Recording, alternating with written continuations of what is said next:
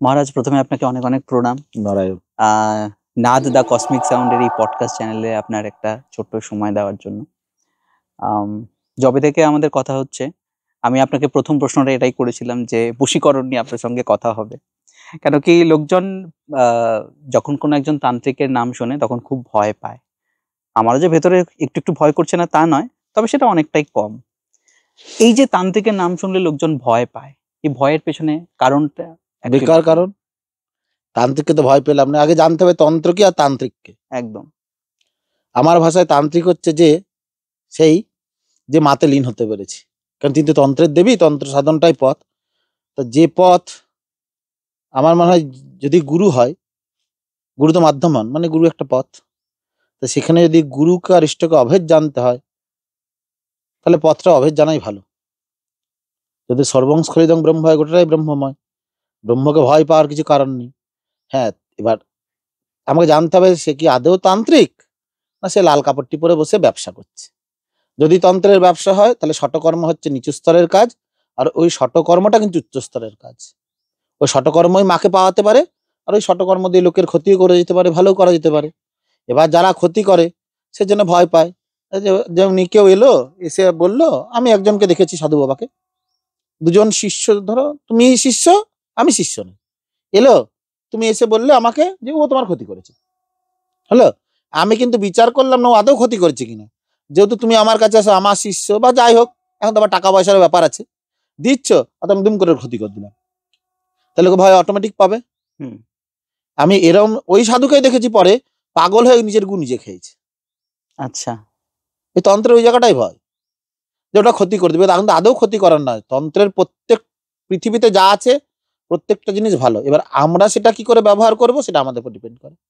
আমি খারাপ কাজে লাগাবো না, আমি ভালো কাজে লাগাবো। যেহেতু অনেকে শুনে খারাপ করে, বশীকরণ করছে, মারণ করছে, উচ্চারণ করছে, এসব করছে, তাই লোকে ভয় পায়। তান্ত্রিককে ভয় পাওয়ার কোনো ব্যাপার নেই, কেন ওটা তো সাধন পথ, তন্ত্র একটা সাধন পথ। আর তান্ত্রিক তো তাদেরই বলা হবে যিনি তন্ত্রে সাধন করছে।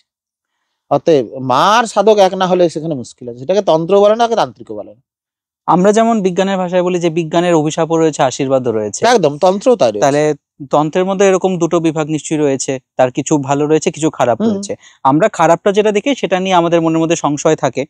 তাহলে আমি যদি ভালোটা নিয়ে একটু আলোচনা করতে চাই, সেই ক্ষেত্রে তন্ত্রের সার বস্তুটা কি?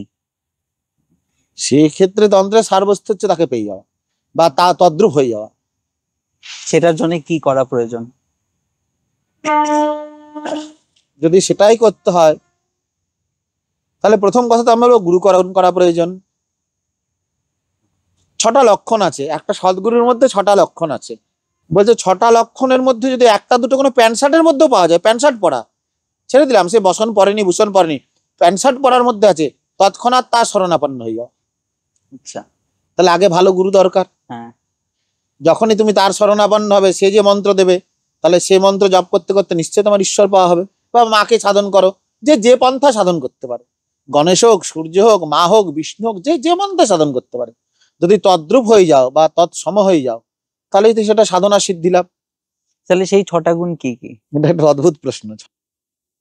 কারণ কি আমাদের জীবনে অনেক সময় এরকম ব্যাপার ঘটে যে আমরা একজন প্রকৃত গুরুর খোঁজে ঘুরতে থাকি চারিদিকে, কিন্তু আমরা খুঁজে পাই না। এবার মুশকিল কি জানো, 6টা গুণ আমি বলতেই পারি, কিন্তু এখন আবার মানে অভিনয় করার ব্যাপারটাও চলে এসছে এই গুণ দিয়ে। আচ্ছা, তাহলে আমি কি করে তুমি ধরবে তার মধ্যে 6টা গুণ কি? যদি সত্যি সাধক ধরতে হয়, তাহলে সাধক পায়খানাতেও গিয়ে কিন্তু অনেক কিছু হতে পারে, তোমাকে তো পায়খানাতেও ঢুকতে হবে। আচ্ছা, যদি সাধক ধরতে হয়, সাধক যেখানে যাবে, তোমার পেছনে এটুলি পোকা দেখেছো? হ্যাঁ, বা কুকুরের গায়ে একটা পোকা হয়, হ্যাঁ, খুব টেনে বার করে মারতে লাগে, রক্তচোষা। তাহলে ওই রকম পোকা হতে হবে গুরুর সঙ্গে শিষ্যের, তাহলেই কিন্তু সে বুঝতে পারবে সে সেই জায়গায় পৌঁছেছে না পৌঁছায়নি। আর সাপ গর্তে কতক্ষণ থাকবে? বেশিক্ষণ থাকে না। ধরো তাকে বেরোতে হয়, ওই গর্ত থেকে যখন সে বেরিয়ে আসবে, তখন বোঝা যাবে ওটা কি ঢ্যামনা না কালকে ওঠে। খুব সুন্দর করে বললেন। তাহলে ওই যেটা 6টা গুণ, 6টার মধ্যে কটা আমি বলছি, যেমনি কাউকে যদি আধ্যাত্মিক পরিবেশ দাও বা খুব ফাঁকা সময় করতে হয়, এগুলো না যারা উচ্চ মার্গের সাধক তারা ভিড়ে কোনোদিন আসে না। আমি এমন দেখেছি তারা যাচ্ছে তাই খিস্তি দিচ্ছে, লোকজন এসছে, মেয়ে ছেলে এসছে, কাপড় খুলে বসে গেছে, আমি এমনও সাধু দেখেছি। আমি যখন তাকে সন্দেহ করেছি, রাতে যখন ছিলাম, হঠাৎ দেখি তিনি কারণ নিলেন, যা করার নি করলেন, কারণ সঙ্গে শুদ্ধিকরণ নিয়ে, তারপরে মার ঘরে ঢুকলেন, মার ঘরের দরজাটা বন্ধ, ওখানে কোনো লাইট ছিল না তখন। আমারই গুরুদেব ঠাকুরানন্দ গিরিজি, যার গুরুদেব শম্ভুগিরি মহারাজ, শম্ভুগিরি মহারাজের তন্ত্রের গুরু হচ্ছেন বামদেব। তো আমি দেখছি হঠাৎ পুরো ঘরটা জ্যোতির্ময় হয়ে গেছে, আচ্ছা আর তিনি মার সঙ্গে কথা বলছেন, কিন্তু আমরা যখন কান পাচ্ছি তখন মুড়ি ফোটার মতন আওয়াজ হচ্ছে, অথচ যেই দূরে সরে আসছি তখন কিন্তু বুঝতে পারছি দুজনে কথোপকথন হচ্ছে। তাহলে আমি তাকে চিনবো কি করে? সে তো আমাদের সামনে কোনো একটা দামি দামি নেতা গেছে আর কি, এখন যে পার্টির লোক আছে সেই না, দামি দামি দামি দামি দামি লোক আর কি, সেখানে গেছিলেন, তার সঙ্গে কিছু মেয়ে ছেলেও ছিলেন, সাধু বাবাকে দেখতে গেছেন, এখন যে রুলিং পার্টি তার মধ্যে একজন, তিনি তো কাপড় খুলে বসে দিলেন। তারা সোজাসুজি চলে গেল, তুই বললে কি সাধু বাবা দেখতে এসছে, কিন্তু তার ভেতরে যত গুণ আছে। তাকে মোট 52 জন চিনেছে, তার বেশি চেনেনি, এদিকে কাতারে কাতারে তার কাছে লোক আসতো, গোনাগুনতি 52 জন চিনেছে। তিনি বললেন তাকে দুজন সন্তান বধ দেখতো, তাদের সন্তান হয়ে মারা গেছিল, তখন উনি বলেছিলেন তোরা কি সন্তান নিবি, কারণ উনি ওই সন্তানের মধ্যে আবার ছেলে দিতে খুব পটু ছিল, মানে যার হবে না তারও ছেলে হচ্ছে, আমি এরকমও দেখেছি। বলে সন্তান নিবি, বললো না আপনি তো সন্তান, আমাদের আর সন্তানের প্রয়োজন নেই। বললো দেখ আমাকে বাবা বলছিস, বলছে হ্যাঁ। দেহ রাখার আগে বললো তোদের দুজনকে আমি 7 দিনের মধ্যে নিয়ে চলে যাব। তিনিও দেহ রাখলেন, 7 দিনের মধ্যে তারাও কিন্তু চলে গেলেন। এই হচ্ছে সাধক। এখানে বোঝা যায় তিনি আর মা যে এক। একটা লোকের শব্দ তখনই ব্রহ্ম হবে সে যখন ব্রহ্মময় হবে, তাছাড়া কিন্তু শব্দ কাজ করবে না। ওই লাল কাপড় পরেই মন্ত্র দিয়ে দিলাম, সে মন্ত্র কোনো কাজ করবে না যতক্ষণ না সে ব্রহ্মময় হতে পেরেছে, যতক্ষণ না তার শব্দ ব্রহ্ম হতে পেরেছে, আর যতক্ষণ না সে তাতে তন্ময় হতে পেরেছে। বাহ, এই যে রাধা, এই যে হরে, আর এই রাম আই কৃষ্ণ যে নামটা আছে, এটা একটা ভালো মানে আছে।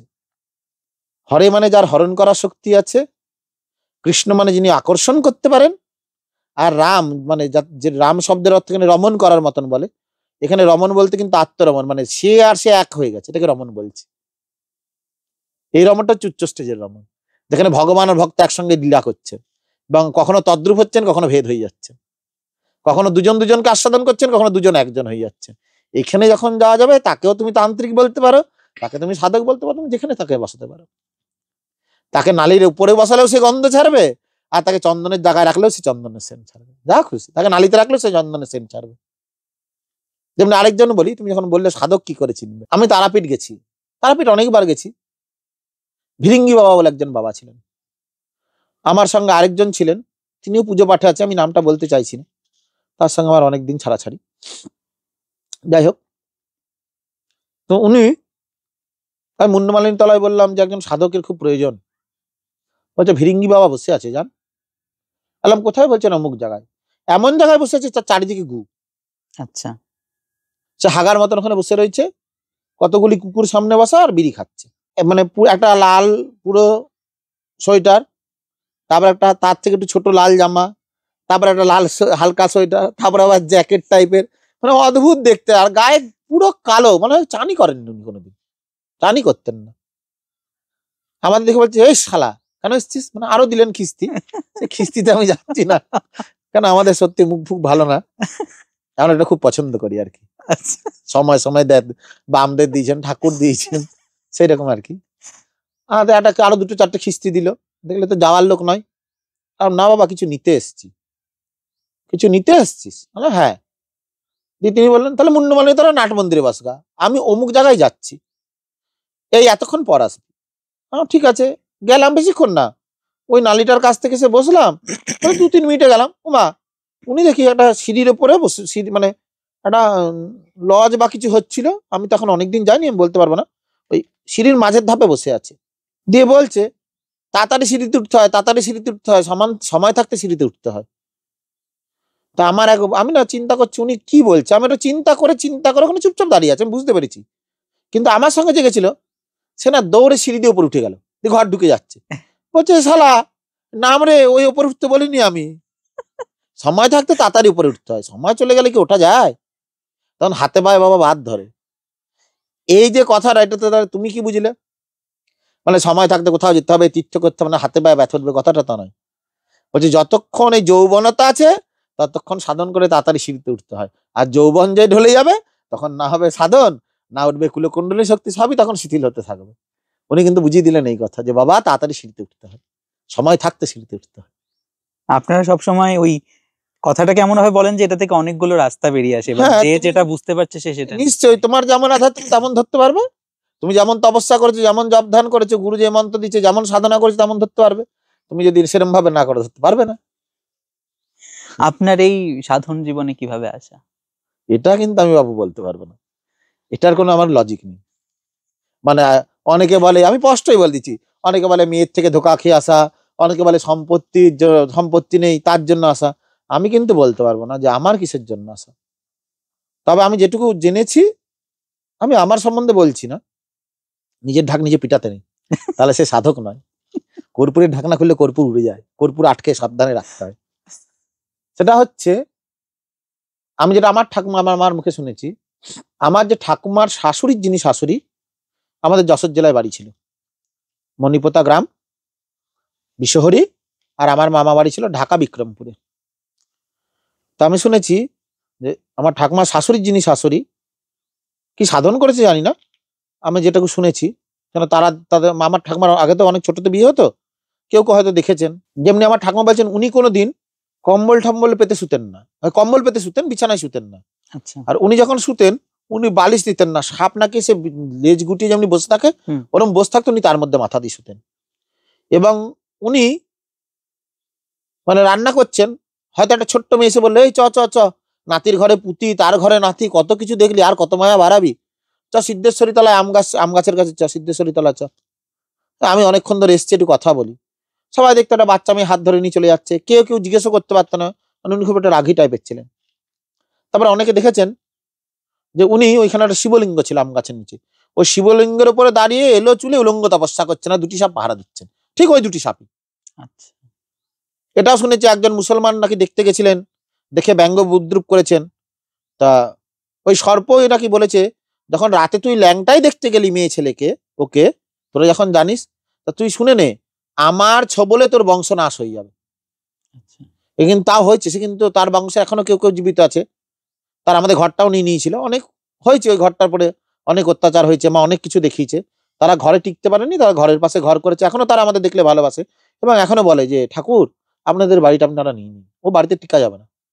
ওখানে দুর্গা ছিলেন, ওখানে কালী ছিলেন, ওখানে শালিগ্রাম সেবা হতো, আর লক্ষ্মী পুজো হতো, আর মনসা পুজো হতো। এবং বংশ এত বড় বলে দুর্গাপুজো দুটো ভাগ হয়েছিল, একটা হচ্ছে চৈত্র মাসে হতো বাসন্তী পুজোতে, একটাই আশ্বিন মাসে হতো শরৎকালীন যে দুর্গাপুজো, শারদীয়া। এবং তারা যখন শালিগ্রামটা নিয়ে চলে আসেন, আমার দাদুর জ্যাঠামশাই, ঠাকুরদার জ্যাঠামশাই, দাদু নয়, ঠাকুরদার জ্যাঠামশাই, যখন শালিগ্রামটা নিয়ে চলে আসেন, তখন ভাগ হওয়ার আগেই এসছেন ওরা ব্যবসার কাজে শ্রীরামপুরে। প্রথমে ছিলেন বনগা, মা ভাগনা, তারপর এসছেন শ্রীরামপুর। যখন এসছেন তখন বলেছিল যে তুই তো শালিগ্রাম নিয়ে চলে গেলি, আমাদের কি হবে? তা পুজোর পরে খড়ের কাঠামো থাকে, ওটা বিসর্জন দিয়ে কাঠামো পুজো হতো। তখন তিনি বলেছিলেন, আমার দাদুর যিনি জ্যাঠামশাই, যে ঠাকুরদার জ্যাঠামশাই, যে আমি তো ওই ম্যার বলতেন তারা, ওই ম্যারটা নিতে পার হতে পারবো না, মা কি করবো? বলে ঠিক আছে, শালিগ্রাম নিয়ে যাচ্ছিস যা, আমার যাকে ভালো লাগবে তোদের বংশে তার কাছেই যাব। অতএব কালী দুর্গা মনসা এটা কিন্তু এখানে প্রকট, মনসা তো ভালোই প্রকট, ছবিও মাঝে মাঝে আমি ছাড়ি। তবে হ্যাঁ, যেটা তিথিতে যে দুধা খরিচ যেটা আছে, যেটা কিং কোবরা বলা হয়, আর এটা এখানে আছে আমি জানি না, পুরুলিয়ার লোক জানতে পারবে, সাদা খরিচ জানো তো, সাদা কিং কোবরা, ও মন্দিরে আসে। সেটা হচ্ছে দুর্গাষ্টমীর সন্ধ্যাবেলায় আরতি, তার কোনোদিন ছবি তোলা হয়নি, কারণ তার মাথা মুন্ডু ঠিক থাকে না কখন আসে। আচ্ছা। আসে জন্মাষ্টমীর দিন ভোরবেলায়, মানে জন্মাষ্টমী প্রথম যে জন্মাষ্টমীটা হয়, একটা বৈষ্ণব মতে একটা শাক্ত মতে হয়, তো আমাদের শাক্ত মতে হয়ে যেই জন্মাষ্টমী ভোরবেলাটা আর কি, পরের দিন যেটা বৈষ্ণব মতে করে, তাকে দেখা যায় গোপালের ঘরে, দুর্গাষ্টমীতে দেখা যাচ্ছে শিবের ঘরে, কখনো ভোগের ঘরে, ও গোটা ঘরটা ঘোরে, কখন ঢোকে কেউ জানতে পারে না। আর ভোগ আরতি করা হয়, কামড়ায়ও না, কিছুই করে না। যখন রাতের বেলায় বন্ধ করা হয় ভোগ আরতির পরে, তারপর যদি 10-15 মিনিট পরে খুলে দেখতে যাও, তখন দেখবে আসে নেই। খালি রিসেন্ট একজন এসেছিলেন, তিনি সারাদিন সারা রাত ছিলেন, তিনি অজগরেরই আর কি বাচ্চা, অজগর বাচ্চাও না, একটু বড়ই, মা দুর্গা মার কাছে ছিলেন। তারপরে পাশে আমাদের বালানন্দ ব্রহ্মচারী যিনি আমাদের পরম গুরুদেব, তার গুরুদেবের চিত্রপটের উপরে ছিলেন, ব্রহ্মানন্দজির উপরে। তো আমি আরতি করেছি, বসেছি, ওর কাছে গেছি, গায়ে হাত দিয়েছি, কামড়ায়ও নি, কিছু করেও নি। ঠিক রাত 12টা 11টার পরে যখন মন্দির বন্ধ হয়ে গেল, 11টার সময় না 10টার সময় মন্দির বন্ধ হয়েছে, 11টার সময় খুলে দেখতে গেলাম যে কোথায় আছে কিনা, কারো পায়ে পড়বে কিনা, গিয়ে দেখি গোটা মন্দিরে কোথাও নেই। এরকম হয়েছে। এবার যদি সেই সূত্রে ভগবান আমায় নিয়ে আসেন, তাহলে সেই সূত্রে আমায় নিয়ে এসছেন, ওই যে আমি চলে যাব বুঝে। কিন্তু আমার আসার কারণ আমি বলতে পারবো না। কেন না আর্থিক অবস্থা আমার কোনদিন খারাপ ছিল, এখন যা আছে আছে, না আমি ওই রকম কোনো ব্যাপার ছিল যে কেউ ধোকা দিয়েছে বা কেউ অনেকে ভালোবেসে দুঃখের জন্য আছে, ওসব আমার কারণ নেই। ওর জন্য আমি এটা পারফেক্ট, কেউ যদি জিজ্ঞেস করেন বলতেই পারবো না, কারণ আমি ক্লাস 2 থেকে নিজের হাতে মূর্তি, কালী মূর্তি তৈরি করে পুজো করছি। আর আমার যখন মন্ত্র হয়েছে তখন তো আমি বলেইছিলাম তোমাকে ফোনে, তখন 2 থেকে 2.5 বছর বয়স। অদ্বৈতানন্দ গিরিজির কাছ থেকে হয়েছিল। ওই গল্পটা যদি আবার একটু বলেন। অদ্বৈতানন্দ গিরিজি হচ্ছেন বাঁকুড়া রায় ফ্যামিলি আছে, সেখানে 2 ভাই ছিলেন। আর আমাদের ইসমাইলে মানে রামকৃষ্ণ পল্লী, জায়গাটা ইসমাইল বলা হয়, হটন রোডের সামনে, ওখানে 2 ভাই এসেছিলেন। সেটা হচ্ছে ছোট ভাইয়ের ঘরে জন্মায় হচ্ছে শ্রী শ্রী 108 স্বামী অদ্বৈতানন্দ গিরি মহারাজজি। তিনি অবশ্যই সিদ্ধ পুরুষ ছিলেন। আমি সিদ্ধ পুরুষ কি করে বলবো, তিনি সাক্ষাৎ মাও ছিলেন। কেন, তিনি স্পর্শ করেও মাকে দর্শন করাতে পারতেন, তার শরীরের মাধ্যমেও অনেক মহাপুরুষ, অনেক অবতার পুরুষ, যাই বলো, এবং ইষ্ট অনেককে দর্শন করে দিয়েছেন। তুমি ভাবছো যে আমি তো দেখিনি, আমার যদি একটু দেখা হতো, যেমনি সন্ধ্যা ভট্টাচার্য, ওনার এক চোখ একটু কানা ছিল, মানে এক চোখে অল্প একটু দেখতো, এক চোখে ভালো দেখতো, আমরা 1.5 ব্যাটানি মাসিমা বলতাম। আচ্ছা। তো উনি একদিন বলছেন, আমি তো রামকৃষ্ণ দেবের এত কথামৃত পড়েছি, কিন্তু আমি ঠাকুরকে কোনোদিন দেখতে পাইনি, যদি একটু দেখতে পেতাম। এটা ছিল দুর্গাষ্টমীর দিন হোম হচ্ছে। উনি বলে পেছন ঘুরেছেন, উনি ভোগের রান্না করতেন, আরেকজন সন্ধ্যা মাসি আছেন, উনি আমার মাসি ছিলেন, এরা ভোগের দায়িত্বে থাকতো। তো হঠাৎ তিনি বেরিয়ে দেখছেন গুরুদেব হোম করছেন, মানে আমি এখানে বসে রয়েছি যেমন, তোমার মাঝখানে হোমকুণ্ড, তুমি গুরুদেব, তুমি হোম করছো। হঠাৎ দেখছে ওখানে তিনি নেই, ওখানে ঠাকুর রামকৃষ্ণ বসে হোম করছেন। তৎক্ষণাৎ যখন চোখ ঘুরি আবার তাকিয়েছে, তখন দেখছেন তার গুরুদেব বসে আছেন। তা যজ্ঞের পরে সে বলছেন, কিরে মনের বাসনা পূর্ণ হলো? এরা হচ্ছে মহাপুরুষ, সিদ্ধ পুরুষ, অবতার পুরুষ, যাই বলো। এ ক্ষমতা এমনি কোন লোকের আসবে না, যদি সে ব্রহ্মের সঙ্গে না লীন হয়েছেন। কারণ এটা সম্ভব না। যিনি ব্রহ্মজ্ঞানী, যেমনি ব্রহ্মবৎ হয়েছেন, যিনি তন্ত্রে সদাশিব হয়েছেন, তিনি একমাত্র পারেন দেখাতে। ওই সদাশিব না হলে বাপু, তার মধ্যে দিয়ে মাতৃপ্রকাশ কোনোদিন ঘটবে না। সাধককে আগে সদাশিব হতে হবে, আমাকে জানতে হবে সে কি সদাশিব, আমি যে গুরুর কাছে গেছি, না সে কি। যদি সদাশিবের মতন গুরু পাও, নিশ্চয় তোমারও হবে। সে সংসার থেকেই জব করুক, আর সে যেখান থেকে জব করুক, কিছু অনুভূতি তো নিশ্চয় হবে। হ্যাঁ, দর্শন না হতে পারে, হয়তো সেরকম সাধন ভজনের প্রয়োজন আছে, তবে অন্তিমকালে দর্শন নিশ্চয়ই হবে। তার প্রমাণ অদ্বৈতানন্দ গিরিজি বহুত দিয়েছেন, আমাকে দিয়ে আমি প্রমাণ পেয়েছি। ওই ভট্টাচার্য মাসিমা যে বললাম, উনি 7 দিন ধরে কোমায় চলে গেছেন। আচ্ছা। ওনার মেয়ে বানপুর স্টেট ব্যাংকের ম্যানেজার ছিলেন, তা আমাকে ডেকে বললো, একবার আসবি, একটু মাকে দেখে যাস, মার এই অবস্থা। আলাম ঠিক আছে, যাবো। তো যেদিন দেহ রাখবেন, মানে আমার কপাল হচ্ছে, আমি ঠিক এরকম বুঝতাম, যেদিন দেহ রাখবেন সেদিন যাচ্ছি, বা দেহ রাখার 2 দিন আগে যাচ্ছি। মানে অদ্বৈতানন্দ গিরিজি প্রমাণ দেন যে হ্যাঁ ঠিক আছে কিনা। কারণ আমার যখন 2.5 বছর বয়স, তিনি তখন দেহ রেখে দিয়েছেন। আচ্ছা। তো তাকে আমি যখন গুরু বলছি, তার নিশ্চয় কোনোভাবে না কোনোভাবে মন্ত্র প্রাপ্ত হয়েছে। এরা সব জ্ঞানগঞ্জের সাধক, এদের ভাবই আলাদা। তো হঠাৎ তিনি ক্রমা থেকে উঠে গেলেন, চোখটা খুলে। তো অদ্বৈতানন্দ গিরিজি অনেক ঠাকুর বলতেন, গুরুদেব বলতেন বা ঠাকুর বলতেন। গুরুদেব কমই বলতেন, লোকে ঠাকুরই বলতেন, ওনাকে বেশি ঠাকুর বলে সম্বোধন করতেন। তারও কারণ আছে তাকে কেন ঠাকুর বলা হতো। যাই হোক, উনি অনেক মানে লোকে পঞ্চমুণ্ডির আসনে বসে করে, উনি এরকম করতেন। উনি চলতে ফিরতে মরা বাঁচিয়ে দিয়েছেন। যেমনি আমি একটি প্রমাণ, আমার মাসির ছেলে একটি প্রমাণ। উনি চলতে ফিরতে মরা বাঁচিয়ে দিতে পারতেন। ওনার পঞ্চমুণ্ডি আসনে বসার দরকার ছিল না, মা কালীর ফুল বেল পাতার দরকার ছিল না, উনি মন্ত্রই পড়তেন না। আমি যতটুকু শুনেছি, কাউকে কোনো শরীর খারাপ হয়েছে বা কিছু হয়েছে, উনি ইসমাইলে বসে কথা বলছেন। জলপাইগুড়িতে ওনার এক শিষ্য অসুস্থ, জলপাইগুড়ির শিষ্য দেখছেন, উনি গিয়ে ওই হসপিটালে তার মাথার কাছে দাঁড়িয়ে হাত বুলিয়ে বলছে, যা যা যা, আর 2 দিন পর তুই বিছানা থেকে উঠে যাবি। অথচ সে তো রয়েছে আসানসোলে, সে জলপাইগুড়ি গেল কি করে? তাকে তো ফোনে খবর দেয়নি, তখন তো এই সিস্টেম ছিল না। তাকে ফোনে তো খবর দেয়নি যে গুরুদেব অসুস্থ, যে উনি হয়তো শরীর, তখন শুনে উনি শরীর ছেড়ে যেতে পেরেছেন। তো উনি এখানেও গল্প করছেন, উনি জলপাইগুড়িতেও আছেন। এমন হয়েছেন, উনি তার আশ্রমে গল্প করছেন, এদিকে দুটো বাড়িতে ঘুরে চলে এসছেন, এমনকি খেয়েতেও চলে এসছেন। আচ্ছা। সেই প্রমাণও তিনি দিয়েছেন। এটা সম্ভব না, এটা ওই যে বললাম শর্ট কর্ম করলে কিন্তু এটা সম্ভব না। আপনার সঙ্গে যে ঘটনাটা ঘটেছিল, এটা কি একটু বলা যাবে? আমার সঙ্গে তাহলে আমি আমার মার প্রসঙ্গে আসি, মার ঠাকমা দিয়ে আসি, তাহলে বুঝতে পারবে। 2টো অংশ বলেছি না। মার ঠাকমা ছিল গোড়া বৈষ্ণব, তিনি কিন্তু 2টো চোখে দেখতে পেতেন না, অথচ তিনি ভোগের রান্না করতেন, আচ্ছা, নাড়ু বানাতেন, সব করতেন, আগুন জ্বালাতেন, সব করতেন, অথচ তিনি 2 চোখে দেখতেই পেতেন না। তার ভোগ যদি প্রসাদ পাও, তুমি বলতে পারবে না নুন বেশি চিনি কম, এরকম হতো না কিন্তু। এবং তিনি রাত 2:30টায়, এখন তো দেখবে যে মালা নিয়ে রাস্তায় ঘুরে বেড়ায়, ওনারা মালা নিয়ে রাস্তায় ঘুরতেন না। আমার দিদিমা সব বইয়ের মধ্যে ভক্ত ছিল বলে ওনাকে বাপের বাড়ি বসে যেতে দিতেন না, একমাত্র উনি জানতেন, আরেকজন জানতো। উনি রাত 2:30টায় বসে জব করতেন। আমার দিদিমা কিন্তু রাত 2:30টায় চলে যেত। ওই 7-8টা ছেলে সামলে অত বড় ধান সেদ্ধ হচ্ছে নবদ্বীপে, অত কাজ করে উনি উঠতে পারতেন। ওর জন্য ওনার মৃত্যুটা অদ্ভুত হয়েছে। শাশুড়ি সেবা কাকে বলে, ভক্ত সেবা করলে যে ভগবান পাওয়া যায়, সেটা আমার দিদিমার মধ্যে দিয়ে প্রমাণ। ওই জন্য আমি মনে করি যে ভক্ত আর ভগবানের মধ্যে ভক্তকেই ধরা উচিত। ভগবান তো সচল হবেন না সবার কাছে, আর যদি ভক্ত কিন্তু সচল বিগ্রহ, যদি সত্যি সে সাধক বা ভক্ত হয় তবেই আমি বলবো। কেন গুরু আর সদ্গুরু যদি শাস্ত্রটা বলে, তাহলে গুরু আলাদা বস্তু, কানে মন্ত্র দিলে হয়ে গেল। আর যিনি সদ্গুরু তিনি কিন্তু পিটিয়ে পাটিয়ে ভাই তৈরি করবে। অত স্টুডেন্টকেও সেরকম হতে হবে, মাস্টারকেও সেরকম হতে হবে, ওই পেটানোটা সহ্য করতে হবে। এটা হচ্ছে সদ্গুরু আর শিষ্য। আর গুরু ওই কানে কানে ফিস ফিস মাস গেলে কিছু দিস, এই হচ্ছে গুরু। কেন শিষ্য যদি সন্তান সম হয়, তাহলে তার নিশ্চয় দুঃখ কষ্টটা পাড়ায় গিয়ে বলবে না, মা বাবাকে বলবে। মা বাবা যদি জন্ম দেয়, উদ্ধার করার দরকার মা বাবার, হয় মা বাবা আগে বলবে, দেখ বাবা এই পথে যাস না, খারাপ। আর যদি ছেলে তাও না শুনে গেল, তাহলে মা বাবার কর্তব্য পিটিয়ে কি করে মানুষ করবে, এ হচ্ছে সদ্গুরু। আর যদি ওইরকম মা বাবা হয়, যা আছে যা উচ্ছন্নে যা হবে হবে, এটা হচ্ছে গুরু। আমরা যে কষ্ট করতে, নাহলে আজকে অভিষেক নিয়ে 1 বছর পরে সে শিষ্যকে অভিষেক দিয়ে মন্ত্র দিচ্ছে, তা সেই কেমন শিষ্য, সেই কেমন গুরু। তাকে যদি আমি এখন বলি, হারে তো 6টার মধ্যে 4টে স্টেপ দেখা কলিতে, কলিতে মহাপ্রভু বললো তাও যদি না হয়, মহাপ্রভু বলছে একটা দুটো থাকলেও হবে, তো তুই একটা দুটোই দেখা, আমি দেখি একবার তোর সেই গুণগুলো আছে কিনা। আমার গুরুদেব বলতেন একটা জায়গায়, তুমি তোমার প্রশ্ন ধরবো কি করে, আমার গুরুদেব বলতেন, শোন রে, সাপ ধরতে না জানলে হাত দিলে বিপদ আছে, যদি কালকে উঠে ছোবল মারবে, কিছু হলে চলে আসবে।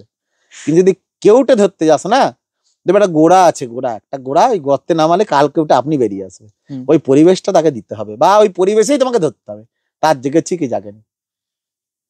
দেখবে সে কিছু বলতে বলতে ভাবে চলে যাচ্ছে, তার চোখের জল পড়ছে। এবার চোখের জলে কিন্তু 3টে ধারা আছে, বুঝতে হবে কোনটা ভক্তের চোখের জল, কোন দিক দিয়ে চোখের জল পড়লে তার ভক্তের জন্য, মানে ভগবানের জন্য চোখের জল পড়ছে, এটা একটা কারণ তাকে ধরবার। দ্বিতীয় কারণ হচ্ছে তার কম্পন হবে। তৃতীয় কারণ হচ্ছে তার সমাধি হয়। আবার আরেকটা কারণ হচ্ছে ভাবে কিন্তু নিত্য হয়। এবার এগুলো দেখতে হবে কার মধ্যে ঠিকঠাক আছে। আর যদি এরকম হয়, তাহলে জানবে তার গায়ের লোম অবশ্যই দাঁড়াবে। যদি মনে করো রোমাঞ্চে তার শরীরে না হচ্ছে, ও চোখের জল তো আমি ভেজলিন মার্জলিন কি বলে অ্যাক্টিং ফ্যাক্টিং করলে ওটা দিয়ে বেরোতে পারে, ওটাকে বাদ দাও। তাকে হঠাৎ হয়তো সে কোথাও দিয়ে যাচ্ছে, কোনো মন্দিরে দাঁড়িয়ে তার ভাবের উদয় হতে পারে, এইভাবে ধরা যেতে পারে। আর যদি কেউ অ্যাক্টিং করে, তারও ধরার ব্যাপার আছে। এটা গুরুমুখী বিদ্যাটা শিখতে হয়। ধরাটা সবার সামনে বললে তাহলে তো আমি মুশকিলে পড়ে যাবো, আর যারা আছে তারাও বলবে, বাবা এই করে তো আমাদের সর্বনাশ। সাপ ধরা বিদ্যাটা সাপুড়ে ধরে শিখাবে ভালো। আমি এখন বলে দিলাম, তুমি সাপ ধরতে গেলে দেখতে গেলে না, কালকে উঠে ধরতে পারবো, দেখবে সেরকমই বিষধর, কালকে উঠে দিলে 1 ছোবল, তখন তো বাবা তুমি কাত। ওই জন্য ধরা বিদ্যাটা গুরুর কাছে শেখাই ভালো। আর আমার যেটা, ওই যে মার যেমনি, মার ঠাকুমা এরকম হতেন, এবং শুক্রবার দিন তার গায়ে যোগমায়ার ভর হতো। অনেকে এখন ভর নিয়ে ট্রোল করে, ঠিক আছে করুক, কিন্তু আমারও হয়। এমনকি আমাদের সার্কেলে কয়েকজন আছে, কেউ হয়তো নবদ্বীপের দিকে থাকে, কেউ তোমাদের লামডিং এর দিকে আছে, এরম করে, কেউ হয়তো অশোকনগরের দিকে আছে, এরম আছে, আরো আছে কলকাতার আশেপাশে। এটা হচ্ছে কিন্তু আমাদের একটা সার্কেল। আমি সেটা পরে জানতে পেরেছি যে, আমি বলতে পারি তারা মনুষ্যজনী থেকে জন্মায়নি, ঠিক আছে। এরকম একটা অদ্ভুত জিনিস আছে, যেটা আর হয়তো 5 বছর পরে সে জীবিত না থাকতে পারে, অথচ সে হয়তো ভগবানের কোনো, আমি অংশই বলছি, তারই কোনো অবতার। তাকে প্রকাশ্যে আনা যাবে না, সে তার 35-40 বছর বয়স হলে সে মারা যাবে, সে থাকবে না। তার গুরুদেব ছিলেন একজন অঘরী সম্প্রদায় সিদ্ধযোগী, তিনি দেহতা নেই বহু বছর।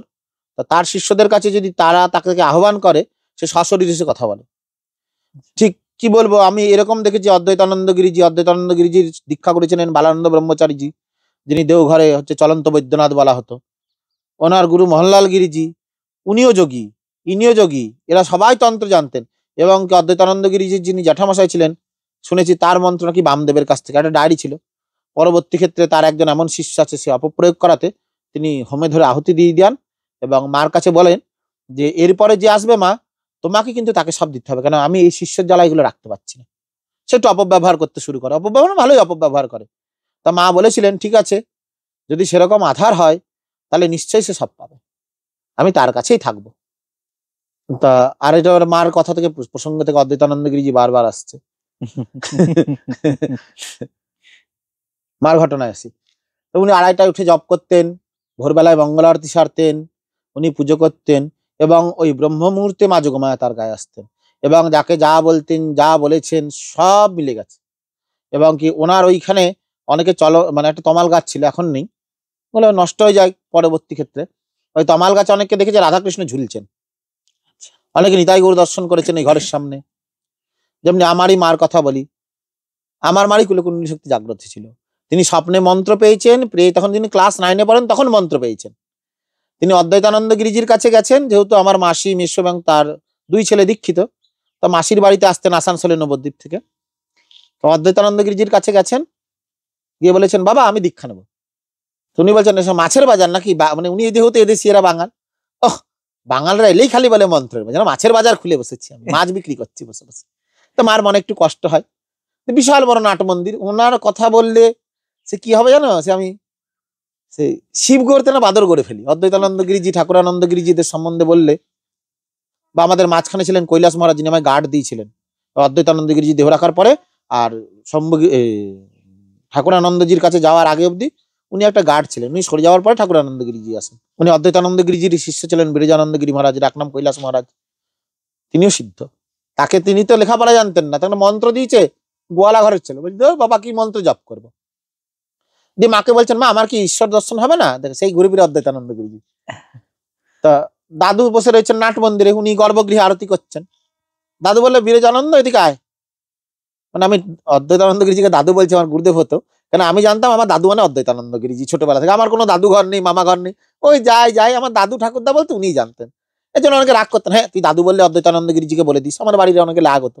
কারণ দেখো ভাই আমি চিনি ওই একজনই আমার দাদু।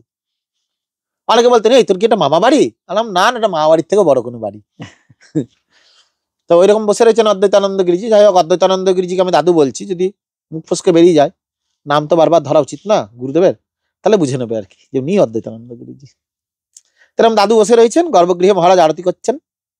এসে তখন দাদু বলছেন এই শালা গোয়ালা, মা দেখবি, তুই তো লেখাপড়া করিস নি, কি মন্ত্র উচ্চারণ করবি বল। তখন বলছেন ঠাকুর আপনি জানলেন কি করে। বললেন আমায় এই জেনেছি, তুই বল না, মা দেখবি। বলছে হ্যাঁ মা দেখবো। আমার মেসোমশাই, কাশি মামা, অধীরকর মামা, তারপরে দত্ত মেসোমশাই, গোস্বামী মেসোমশাই সব বসা। তুমি মার দিকে পিঠ করে বসে রয়েছেন, মার মন্দিরের দিকে, আর কৈলাস মহারাজ মানে বিরজানন্দ গিরি মহারাজ সেই কাঁচটা টিপছেন। দেখতে দেখতে দেখছেন পেছনটা অর্ধেক মার কাঁচ টিপছি, সামনে ঠাকুর বসা, মানে তার গুরুদেব বসে রয়েছেন। উনি হঠাৎ অজ্ঞান হয়ে ধাম করে পড়ে গেলেন। যে পড়ে যাবে ধরতে যাবে এরা, যে ঠাকুর কি হলো কি হলো কি হলো কি হলো। তখন বলছে না মির্গি রোগ উঠেছে, তোরা ছুঁচ না ছোঁয়াছে, এই রক্ততে ধরে যাবে। কিন্তু উনি বললেন না ওটা কি হলো। দিয়ে হুশ এসছে যখন, তখন আরেকজনকে বলছে ওকে গরম দুধ দে, গরম দুধ দে। যেহেতু উনি জমিদার ইসমাইলের, এই রায়পাড়া অর্ধেক তার, তিনি তার গরু ধান খান ক্ষেতের ব্যাপার আরই আলাদা।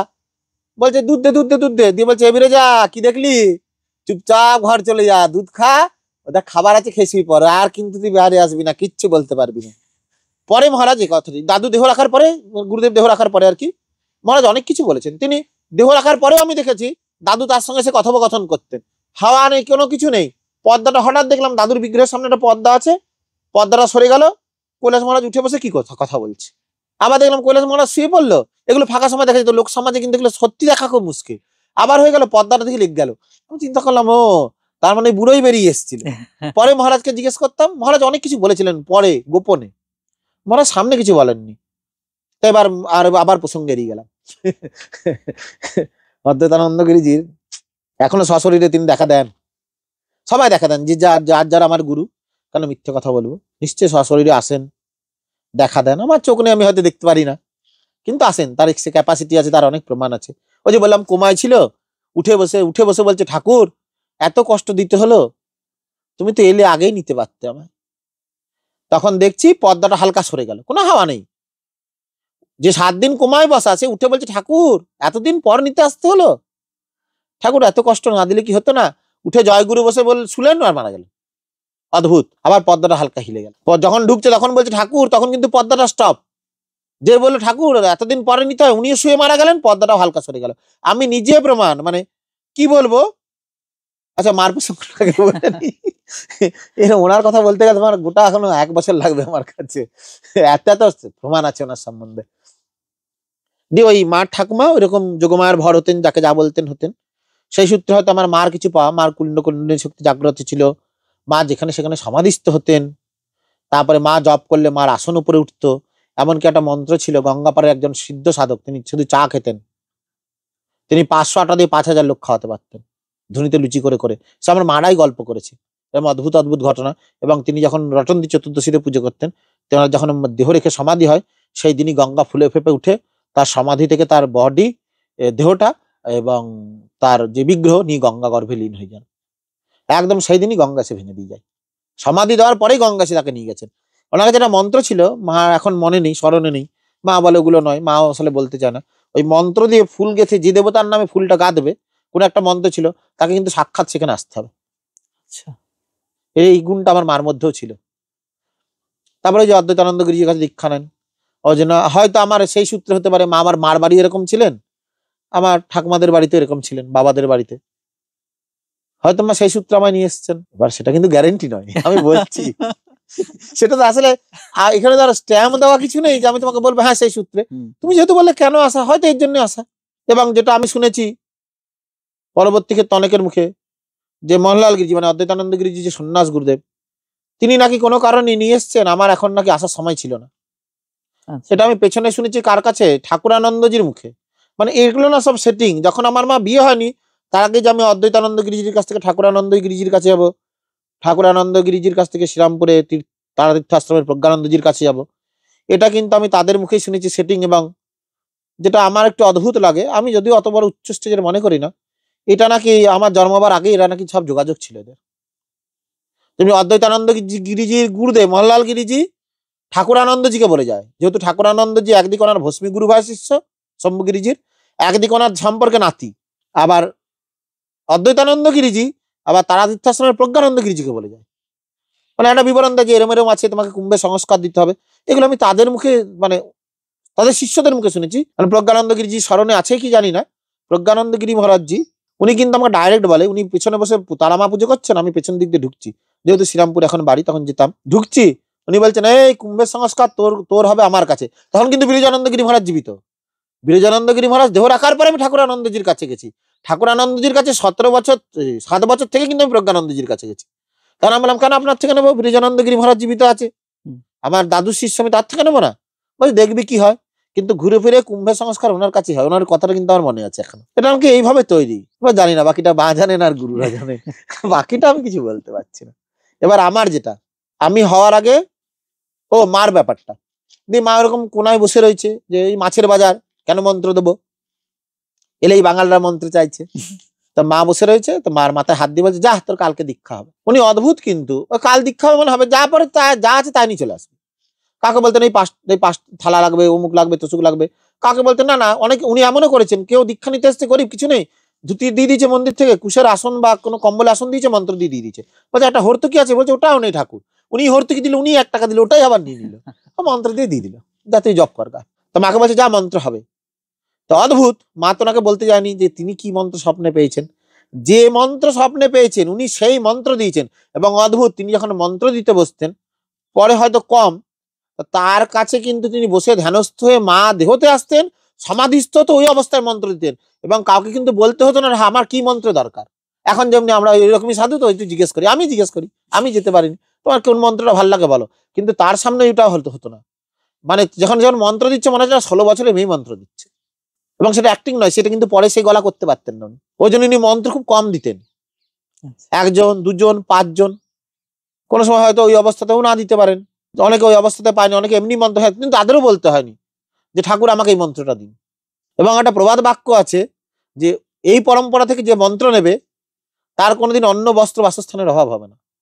এবং আমি এটা হয়তো বলতে পারি, এটা তার ক্ষেত্রে হতে পারে, এটা বালানন্দজির প্রভাবে হতে পারে, কিন্তু বালানন্দ ব্রহ্মচারীজি তো দীক্ষা গুরু, উনি যখন নর্মদা পরিক্রমা করেন তখন নর্মদা একটা ঝোলা দিয়েছিলেন ওনাকে, এগুলো এখন দেখানো হয় না, একটি শিবলিঙ্গ একটা ঝোলা, তখন উনি বলেছিলেন যে মা যেন আমার পরম্পরায় যদি কেউ থাকে তার যেন অন্ন বস্ত্র বাসস্থান এগুলো অভাব না হয়।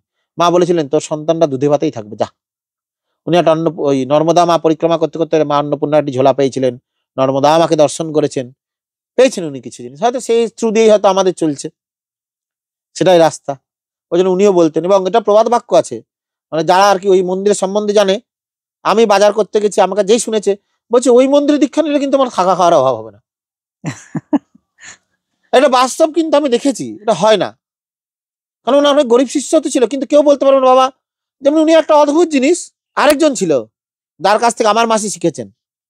আমার মাসির নাম সন্ধ্যা, ওনার নাম সন্ধ্যা, ইউটিউবে আছে। ওই তোমাকে যেটা ছেড়েছি ওর মধ্যে দেখবো আমার মাসি বলছে দত্ত মাসি, তোর মাসি গেছিল, তোর মাসিকে ছাড়া ঠাকুর জানতো না কিছু। মানে ওনার হাতে রান্না খেতে হবে, যেখানে যেত পকেটে করে নিয়ে যেত, এমন অবস্থা। না গেলে বলতো না না তোদের রান্না খাবো না। কি বলছিলাম? ওই যে অদ্বৈতানন্দ গিরি অদ্ভুত ভুলিয়ে দেওয়ার পার্টি, বলো কি বলছিলাম? কথাটা এরকমই হচ্ছে, মানে আমরা নানা রকম প্রসঙ্গ আসছে এবং এসে এসে সেই কথা শেষ না হয়ে আমরা আবার ওইখানে যাচ্ছি, আবার আসছি, এরকম একটা ডাইলেমার মধ্যে আছে, একবার আসছি একবার যাচ্ছি আর কি। ওটাই তো সংসার। এবার আমার মনে হচ্ছে যা শুনছি তাই বোধহয় লাভবান, যা হচ্ছে বেরিয়ে আসছে তাই বোধহয় ভালো। আমার এখন পার্টিকুলার কোনো প্রশ্নই বোধহয় নেই, যা শুনবো তাই। ঠিক আছে, আমি ওই দিকটাই আসি, তুমি আমার ব্যাপারটাই আসি, এগুলো বাদ দিই। তা যখন আমি হতে যাই তখন মা নাকি ধনুষ্টঙ্করের মতন বেঁকে গেছিল, প্রচুর রক্তপাত হয়েছে, ডাক্তাররা বলেছিল পেটের বাচ্চাও বাঁচবে না, এও বাঁচবে না। ওই আমার ওই মাসি আবার আয়ার কাজ করতেন, সন্ধ্যা মাসি, যার থ্রু দিয়ে আর কি আমার মার পরিচয় হয়েছে দাদু গুরুদেবের সঙ্গে। তো উনি মনে মনে ডাকছে, ঠাকুর আমার বোনটা তাহলে কি শেষ হয়ে যাবে? হ্যাঁ, দাদু আমার মাকে বিয়ে করতে না করেছিলেন, কিন্তু এমন অবস্থা যেখানে মার বিয়ে না দিলে হবে না। মার বিয়ে দেওয়ার পরে অনেক কিছু মার নষ্ট হয়ে যায়, সেটা মাঝে মাঝে এখন আফসোস করে যে না বাসাই ভালো। অতএব এগুলো যার মধ্যে আছে, আমার মনে হয় পরিবারের চাপে তার বিয়ে করা না করাই ভালো। কারণ আমি ভুক্তভোগী, আমার মাকে নিয়ে দেখছি যার এগুলো আছে, সে সংসার করে যদি নষ্ট হয়ে যায়, স্বামী স্ত্রী যদি উভয় সাধক না হয়, খুব সমস্যা হয়। এখন তো অনেকে অভিষেক দিয়ে দিচ্ছে, জানছেও না যার সঙ্গে বিয়ে করবে সে আদেও কি সাধিকা হবে, না মেয়ের বিয়ে হলে সে জানছে না যে তার যে স্বামী হবে সে সাধক বা কিছু হবে। আমার মনে হয় ওটা জেনে বুঝেই মন্ত্র দেওয়া উচিত, তন্ত্রের অভিষেক দেওয়া উচিত। ওই দিয়ে দিলাম, পরে আরেকজন ঝামেলা করছে, সেখানে সাধনা এগোয় না। যদি উভয়ের মধ্যে মিল না থাকে, যেমন সংসার হয় না, সাধন ক্ষেত্রটাও তাই একই ব্যাপার। ওটা হচ্ছে কুয়োর সংসার, আর আমাদের হচ্ছে সাগরের সংসার, তফাৎ এইটুকুই, কিন্তু সংসার সবটাই সংসার যখন তার মধ্যে আছি। তারপরে যখন ওই অবস্থা হয়, তখন মাসি যেহেতু ডেকেছিল, তো উনি তো অন্তর্যামী, উনি বুঝতেই পারতেন, ঠিক হয়ে যায়। এবার যখন আমি জন্মাই, তার 9 দিনের মাথায় আমার গলা অব্দি পুরো নীল হয়ে যায়। মানে একজন বিষ খেলে যেমন হয়, ঠিক 9 দিনে, খালি মুখটা বাকি ছিল, এই গলাতে কণ্ঠর ওপর অব্দি পুরো নীল হয়ে গেছে, মনে হচ্ছে না কেউ কামড়ে বিষ ঢেলে দিয়েছে। তো ওই অবস্থায় মাকে নিয়ে যায় হসপিটালে, মা নিয়ে বসে আছে, বাবা এখানে সেলে ইস্কোতে সার্ভিস করতেন, ডাক্তারের কাছে বারবার নিয়ে যাচ্ছে, মাসি বারবার বলছে কি হবে। তো ওরা বলছে 9 দিনের বাচ্চা তো কিছু দেওয়া সম্ভব নয়। তারপরে যখন ওরম হয়, তখন মাসেও হতভম্ব হয়ে গেছে যে হওয়ার আগে এই অবস্থা, হওয়ার পরে ছেলের এই অবস্থা। মাসি মাঝে মাঝে গিয়ে সিস্টারদের কাছে যাচ্ছে, তার মধ্যে একজন সিস্টার এখনো বেঁচে আছে, রাস্তায় গেলে কথা হয়। আচ্ছা, যাকে জন্মাতে দেখলাম তাকে এই বয়সে এই অবস্থায় দেখছি। এখন জানি না, এই 2 বছরের আগে, 1 বছর আগেও তার সঙ্গে দেখা হয়েছিল, তারপর দেখা হয়নি। এখন মানে দেহতে আছেন না, দেহ রেখেছেন। তো মা রাতে নিয়ে বসে আছে, তো মা বলছে ঠিক আছে, থাকার হলে থাকবে, না থাকার হলে থাকবে না। এ বলছে অমুক কালীর কাছে মানসিক করো, সে বলছে তমুক কালীর কাছে মানসিক করো। মা বলছে আমার গুরুদেব সাক্ষাৎই কালী, যদি তার রাখার হয়। মা যেমনি গুরুদেব, আমি মা মাসির মুখে না গুরু ছাড়া কোনোদিন মা জানে, দুর্গা জানে, কালী জানে শুনিনি। ওরা বলতো গুরুদেব যা জানে জানে, ওনার কথায় কথায় গুরুদেব যা জানে জানে। কোনো পুজো হলেই গুরুই আগে, আমি দেখেছি ওনাদের মধ্যে। হয়তো এটা দেখে আমি শিখেছি সত্যি গুরু আগে। আর শাস্ত্রে তো বারবার বলছে গুরু আর ভগবান এক, ভেদ করলেই গেল। মা এরম কোলে করে বসে বসে ভোর রাতের দিকে ঝিমিয়ে গেছে, কতক্ষণ বসে থাকবে। তার তো আমি হওয়ার আগে একটা ঘটনা ঘটেছে, তারপরেই আমি হয়েছি, একদিন পরে আবার 9 দিনের মাথায় অবস্থা। তো মা ধরে বলছে যদি তোমার রাখবার হয় রাখবে, আর নিয়ে যাওয়ার হলে নিয়ে যাবে। কারণ সিস্টাররা বলছে চুলো করে জল দিন আর দুধ দিন, আমরা কিছু করতে পারবো না। খাওয়া দাওয়া বন্ধ, নীল হয়ে যাচ্ছে, আমার রোগী ধরতে পারছে না কি হয়েছে। তো পরের দিন সকালে দেখে আমার গায়ে কোনো নীল কিচ্ছু নেই, একটি টাটকা জবা ফুল পরে রয়েছে আচ্ছা। আমার বুকের উপরে। তখন যখন মাসি ওই হসপিটাল থেকে কাজ করে মন্দিরে যান, তখন দাদু বলছে হ্যাঁ রে, বেলার ছেলের এই অবস্থা, তুই তো একবার মন্দিরে এলি না। বলো তাহলে তিনি জানলেন কি করে? সে তো মন্দিরে কি তাকে জানায়নি দাদুকে, তাহলে অদ্বৈতানন্দগিরি যে জানলেন কি করে আমার এই অবস্থা? হচ্ছে ব্যাপার, এটা হচ্ছে আমার ইতিহাস। তারপরে আমি জানি না আমি কেন এলাম, এর বেশি আমি কিচ্ছু বলতে পারবো না। কেন আমার সত্যি মানে পাবো না এমন বস্তু নেই। ধরো আমি স্পষ্ট সাধু হয়ে বলে দিচ্ছি, ক্লাস 7 থেকে আমার সম্বন্ধ আসছে বড় বড় লোকে, যেহেতু আমার বাবার একটা ইতিহাস আছে, সিপিএম পার্টি করতো, তখন একটা বাবার ট্যাক্স ছিল, হয়তো সেই সূত্রে হতে পারে। লোকে তো ইন্টারভিউ দেয়, আমাকে তো সেল কারখানার লোক এসে আমাকে বলছে, বাবাকে বলছে রিটায়ার হওয়ার পরে, যে তোমার ছেলে কি কাজে ঢুকাবে, বলো আমরা তাহলে ভালো পোস্ট দিয়ে দিচ্ছি। বাবা তখন আমাকে ডেকে বলছে একটু বাইরে আইতে, তখন আমার ব্রহ্মচর্যের ড্রেস, বাবা অসুস্থ, গুরুদেব বলেছে আমি যেতে হয়েছে, বলছে না এই অবস্থা থেকে চাকরি দেওয়া যাবে না। তাহলে লোকে পড়ে পরীক্ষা দিয়ে যাচ্ছে, আমার কাছে গিয়ে ঘরে এসছে বলতে। তাই অতএব ক্লাস 7 থেকে যে সম্বন্ধ এসছে, কেউ উকিল বাড়ির, কেউ বাঁকুড়ার বিশাল বড় 100 বিঘা জমির মালিক, তার পুরোহিত, তার পয়সার অভাব নেই, বাবারই বন্ধু বান্ধব কত এসছে, তো আমি তো সেখানেও বলতে পারবো না আমার অভাব ছিল। তারপর তুমি যে প্রশ্নটা করলে আমার কেন এই লাইনে আসা, এটা কিন্তু আমি সঠিক বলতে পারবো না কেন আসছে। এটা আমি খুঁজে পারি, তোমায় কি করে বলবো যে আমি কেন এসেছি। খুঁজে তো পেয়েছো, এটা আমরা শুনতে পারবো না আর কি এখন, তাই ভূত যদি কারো ধরার হয়, তারা ধরতে পারলে ধরবে যে এই দেহটা আদেও কে, না এই দেহটা নিয়ে যে চলছে সেই এই দেহের মালিক নয়। হতেই পারে যদি কেউ ধরার ক্ষমতা থাকে ধরবে। আমি বাপু কিছু জানি না, আমি কিছু বুঝিও নি। আমি জানি সাধারণ লোক, সাধনার পথে এগোচ্ছি, এখনো পারিনি বাপু। যদি হতে পারি লোককে বলে যাবো হ্যাঁ সাধক হয়েছি, আর না হলে যে মাটির তলায় পুঁতে দেবে চলে যাবো আবার। আমি সেরকম সাধক বলে আমি মনে করি না। এত সোজা না, সাধক মুখে বলা যতটা সোজা, সাধক হওয়া তত সোজা নয়। আমি যে বললাম কাপড় পরলে সাধক হয় না, সাজলে কি সাধক হয়? সাধলে সাধক হতে পারে, সাজলে সাধক হওয়া যাবে। কে কতদূর সেধেছে সেটা যে সেধেছে সে কোনোদিন বলবে না, তোমাকে ধরতে হবে, তোমায় গুরুর কাছে বসে শিখতে হবে। ওই কি করবে, সাপ ধরার বিদ্যাতে সাপুরেই যান, সার বিদ্যা দিয়ে তাকে সাপ ধরতে হবে, এটা গুরুর কাছে জানতে হবে। এত কিছু কি আর বাইরে বলে দেয়, তাহলে আর লাভ কি রইল। তাও তো আমি বলে দিলাম রোমাঞ্চ হবে, চোখ দিয়ে জল পড়বে। এবার জলের ধারাটা দেখতে হবে, সে কি মায়া কান্না কাঁদছে, না নিজের জন্য কাঁদছে, না ভক্তের জন্য কাঁদছে। কারণ চোখের জল 3টে দিক দিয়ে পড়ে, 3টে দিকে চোখের জল টেস্ট আলাদা, তার উষ্ণতাও আলাদা। আমাকে দেখতে হবে সে আজ ভক্ত কোন দিক দিয়ে কাঁদছে, কারণ ওটা অ্যাক্টিং করে আসবে না, চোখের জল অ্যাক্টিং করে আনা যাবে না, অ্যাক্টিং এ চোখের জল বোঝা যাবে, আর তার জন্য কাঁদলে সেটা বোঝা যাবে। হ্যাঁ আমি জানি না, উত্তর দিতে যাও। কি বলছে? কখন খাবি? 4টে বাজে আচ্ছা, চলে। কখন খাবো? আর বলো কি প্রশ্ন? কি প্রশ্ন করবে এটাই তো ভুলে গেছি গল্প শুনতে শুনতে। মহারাজজি, আপনি যে সময়টায়, আপনি তো বিভিন্ন জায়গায় গেছেন, সে কাশী বিশ্বনাথ থেকে শুরু করে তারাপীঠ, তাছাড়াও কুম্ভেও আপনি গেছেন। সেখানকার কোনো ঘটনা, সেখানকার কোনো ইতিহাস যদি আমাদের সঙ্গে একটু শেয়ার করেন। আমি কুম্ভেরটা সেরকম বলতে পারবো না, আমি তারাপীঠটা বলতে পারবো, ওটা একটা অনুভূতির ব্যাপার। আমার মা যখন মাধ্যমিক দিই, আমার তখন ভালো ড্রেস কিনে দিয়েছিল, আর একটা ঘড়ি কিনে দিয়েছিল, সেই ঘড়িটি এখনো চলে। এটা আমি দেখেছি, আমার গর্ভধারিণী কিনে দিয়েছে, যে মাধ্যমিক পরীক্ষা দেবো। তা মাকে বলছি মা সব হচ্ছে, একটা না কিছু অভাব আছে, সব হচ্ছে একটা অভাব আছে। যাক আমি অর্ধ শিক্ষিত না, মাধ্যমিকে ব্যাক পাওয়া লোক, আগেই বলে দিই, কারণ এর আগে ভিডিওতে বলেছি নাকি ক্লাস 8 অব্দিও পাস করিনি। সে ঠিক আছে, আমার পাস ফেল দিয়ে অত কিছু নেই, হয়তো আমি 80 ফেল, নাহলে আমি মাধ্যমিকই ফেল। যেটা আমি জানি সেটা মাধ্যমিকে ব্যাক অঙ্কে, যেটা ফেল যদি কেউ বলে ফেল ফেল, একটু খারাপ লোক না থাকলে, তেজপাতা না যেমন কেমন করে খেয়ে দিয়ে চুষে ফেল দিই, কিন্তু স্বাদ বাড়ায় তো, ওই খারাপ লোকগুলো হচ্ছে তাই। এগুলো থাকা ভালো, পরে বাদ চলে যায়, ওগুলো টেস্ট বাড়ায়, থাকা ভালো, একদম ভালো। খারাপ না থাকলে ভালোর মনটা কি করে হবে। তারাপীঠ যখন যাই মাধ্যমিক দেওয়ার পর, আমি মাকে বলি মা তুমি তো জানো আমার কোন লাইনটা ভালো লাগে, ওই লাইনে চলে যাওয়াই ভালো। এটা আমি 14ই চৈত্র একটা প্রোগ্রামে গেছিলাম, সেখানে সন্ধ্যা মাসি ছিলেন, আমার সন্ধ্যা ভট্টাচার্য যে বললাম আরেকজন সন্ধ্যা, যে আমার মাসি, মাকে নিয়ে এসছে গুরুদেবের কাছে। তা আমি মার মন্দিরে দাঁড়িয়ে রয়েছি, মাকে জানিয়ে একটা খেপি এসছে, মাথায় জটা, জটার মধ্যে ত্রিশূল গোজা, মানে অদ্ভুত ড্রেস, আর হাতটা না মনে হচ্ছে ভেঙে ঝুলছে, লক লক করছে। আমাকে বলছে এই 5টা টাকা দিবি। আমি যথারীতি মনে মনে মাকে জানিয়ে এসেছি যে মা এবার আমাকে নিয়ে এসো, এই লাইনে চলে আসি, আমি একটু সাধন ভজন করি মা। মা যে 5টা টাকা দিত, 5টা টাকা দিত, দূর খেপি মেয়ে ছেলে, আমি 5টা টাকা কোথায় পাবো? অদ্ভুত, আমার কাছে 5 টাকা আছে আমি জানি। বলছি দেখ তুই মিথ্যে কথা বললি, তুই যা মাকে বললি সেটা কিন্তু তোর বৈশাখ মাসেই হবে। আমি কিন্তু 14ই চৈত্র গেছি, আমাকে বলে তোর বৈশাখ মাসের প্রথমেই হবে। এবার প্রথমে হলে 4 তারিখ 5 তারিখ হতে পারে, আমি জানবো কি করে পয়লা বৈশাখেই আমার হয়ে যাবে? তুই দে না, তোকে বলছি তো হবে। আর তুমি বলার কে? আমি মাকে বলেছি, তুমি জানলে কি করে বলো তো? তখন না ওই উল্টো পাল্টা খিস্তি ভেলকিবাজি মারা শুরু হলো।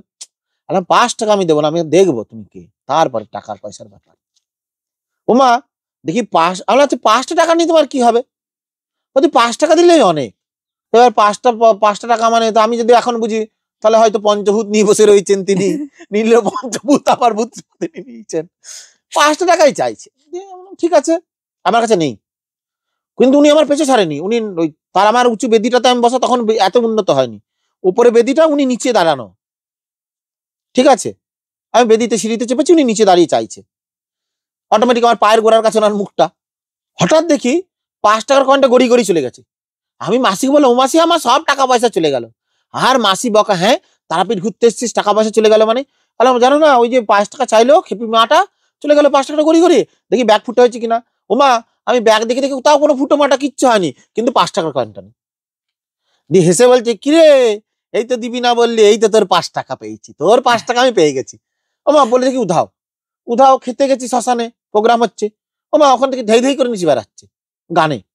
আলাম, কি গো, এই শালা তুই আমার আবার পেছন পেছন এসছিস কেন? আর কোথায় থাকো বলো?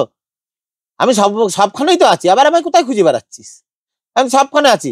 বলে উধাও হয়ে গেল, আর দেখা হলো না তার সঙ্গে। বলে তোর মনের বাসনা খুব তাড়াতাড়ি পূর্ণ হবে। তা আমি জিজ্ঞেস, মা এই হাতটা ভেঙে গেছে কেন? দেখো কেমন শিক্ষা। বলছে বদমাসি করেছি তো, তা মার শাস্তিটা বড় শাস্তি জানিস তো, ওই মা মেরে হাতটা ভেঙে দিয়েছে, তাই অনেক কষ্ট ভোগ করতে হয়। তো মার কাছে বদমাসি করতে নেই। বলো তুমি কি জানতে পারলেন মধ্যে? কোন সাধু তোমাকে কিছুতেই সঠিক উত্তর দেবে না, এমন উত্তর দেবে যার ভাবধারা দুটো থাকবে। তখন আমি ড্রেস পরিনি, তখন আমাকে সে বলছে মার কাছে বদমাসি করতে নেই, জানিস তো মা মেরেছে তো, ডাক্তাররা বলছে আর জ্বর এটা ঠিক হবে না। এখন কষ্ট নিয়েই যাচ্ছি, কি করবি বল, কষ্ট সারা জীবন বইতে লাগবে, ওই জন্য মার কাছে বদমাসি করতে নেই। মার সাংঘাতিক মার, জানিস তো বাবা। একজনকে জিজ্ঞেস করতে গেলাম, আচ্ছা এত কামের উদ্যোগ হচ্ছে কি হবে? সে এক অঘরী, সেখানেও একটা ইতিহাস আছে। ওই অঘরী বলেছিলেন যে তুই আমার গুরু। হ্যাঁ, বলছে হ্যাঁ, উনি তখন ছোট তো, উনি জাঙ্গে বসিয়েছেন, আমি খাচ্ছি, আমার এঁঠোটা তিনি খাচ্ছেন। এটা আমি কিছুতেই বুঝতে পারলাম না। দেখুন আমি একটা হাফ প্যান্ট পরা ছেলে, আপনি একটা সাধু সন্ন্যাসী মানুষ, অঘরী বাবা, আপনি কেন আমার এঁঠোটা খাচ্ছেন? বলছে তুই তো আমার গুরু, খেলে কি হবে? তাকে গিয়ে আমি জিজ্ঞেস করতে গেছি, সে আমাকে বলছে, গাল দিয়ে একটা বিচকেলে গাল, হেই ওটা কি ধরে রাখার মালিক তুই? তুই কি নিজেকে মালিক মনে করিস? যা যা যা মামা করকা, যে ধরা সে ধরবে। বলো কি উত্তর দিবে? এখানে উত্তর লুকানো আছে। এই যে মালিকটা আমি নয় ধরে রাখার, মা পারবে, এখানেও কিন্তু একটা সাধক আর মায়ের ভাব আছে, এর মধ্যে বিশাল ব্যাপার আছে। এই ভাবটা কি, এটা যে ধরতে পারবে সে পারবে, যে পারবে না সে গেল। এই ভাবটাকে এটা একটু খোলসা করো, বিকজ আমার মনে হয় যে এটা নিয়ে অনেকেরই প্রশ্ন রয়েছে। হ্যাঁ সত্যিই তো অনেক সময় আমাদের মধ্যে এরকম ভাবে কাম ভাবের উদ্রেক হয়, যেটা আমরা নিয়ন্ত্রণ করতে পারি না, নিয়ন্ত্রণ হারিয়ে ফেলি। এবং দেখো এটা গুরুগম্য বিদ্যা, এটা আমি তোমাকে প্রকাশ্যে বলতে পারবো না, যিনি গুরু হবেন তিনি শেখাবেন। এখন আবার এরকম হয় যদি ধরো ওইটা নিয়ে কেউ আলোচনা করবে, কেন দেখো ওটা তো মেন, ওই কামের যেটা উদ্বেগ ঘটায়, সেটাই তো সদাশিব তন্ত্রে সাধন মার্গের রাস্তা বলে দিলেন। হ্যাঁ, এবং আবার এটাও বলেছেন যে সেটা ঊর্ধ্বরেতা করতে বললেন। হ্যাঁ, তাহলে কাম ইজ গড গিফট, এটা কিন্তু অস্বীকার করা যাবে না। কামনা বাসনা না থাকলে সাধনা হবে না, আমার কাছে স্পষ্ট কথা। যতক্ষণ কামনা ততক্ষণ সাধনা, কামনাও শেষ, সাধনাও শেষ। সেটা দিয়ে আমরা কুণ্ডলিনী শক্তি কিভাবে জাগাবো?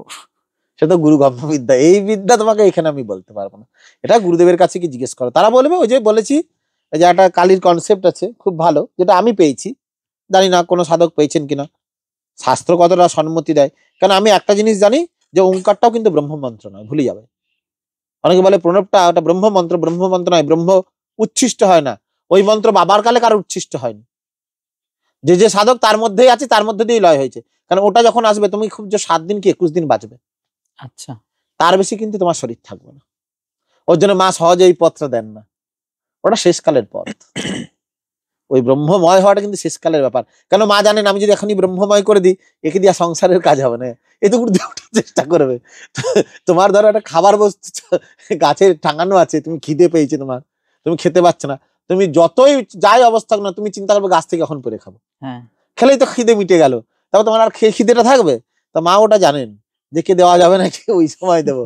আর 7 দিন খুব জোর রাখবো, তখন দেখবো এখানে গলা থেকে তোমার কথা বেরোচ্ছে না, তুমি বোবা হ্যাবার মতন তাকিয়েই রয়েছো, লোকে মনে করবো কি কষ্ট পাচ্ছে, এরকম করে তাকিয়ে রয়েছে, কিন্তু সাধক ভেতরে ভেতরে বেশ আত্মরমণ করছে, কিন্তু তার সঙ্গে কিন্তু সে প্রকাশ করতে পারছে না। এই যে সদাশিবের কনসেপ্টটা, আচ্ছা তুমি বলো, বলছে ঊর্ধ্বলিঙ্গং মহাদেবম চন্দ্রচূড়ম সদাশিবম, যদি সদাশিবই হয়ে গেল, সে প্রেতি হলে তার লিঙ্গটা কি করে দাঁড়িয়ে রয়েছে? এখানে একটা প্রশ্ন চিহ্ন আছে। বলছি দেখো এগুলো না এখানে বলা ঠিক নয়, আচ্ছা, মাকে বলছে সবসময় তিনি রতি আনন্দে বসে রয়েছে, তাহলে প্রত্যেকটা কামেরই বস্তু। ঠিক এইটুকুর মধ্যে না একটা সাধকের কনসেপ্ট লুকানো আছে, এটাই সাধনের মূল বস্তু, এইটুকুর মধ্যে সব রয়েছে। এটা হচ্ছে গোটা মা কালীর ধ্যান মন্ত্রের সার বস্তু। যেদিকে বলছে সদাশিব, সদাশিব মানে সব রূপ শিব মানে হচ্ছে মরার মতন, তাহলে তার ঊর্ধ্বলিঙ্গম কি করে হচ্ছে? সেখানে আবার বলছেন ঊর্ধ্বলিঙ্গম মহাদেবম চন্দ্রচূড়ম সদাশিবম, আর মাকে বলছে বিপরীত রতাতুরা।